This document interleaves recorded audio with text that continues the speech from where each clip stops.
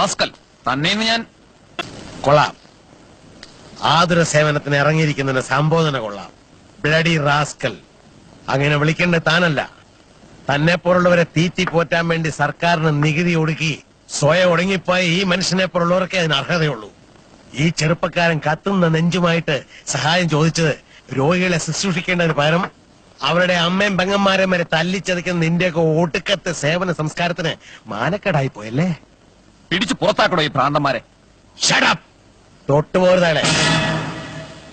ഡോക്ടറാണ് പോലും. ആരാന്റെ അമ്മയ്ക്ക് ഭ്രാന്ത് വന്നാ കണ്ടു നിൽക്കാൻ നല്ല ചേലാണല്ലേ.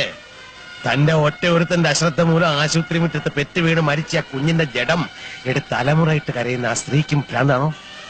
ഇതുപോലെ തന്റെ കുഞ്ഞ് മരിക്കണം, അപ്പോഴേ വേദന മനസ്സിലാവൂ. പ്ലീസ്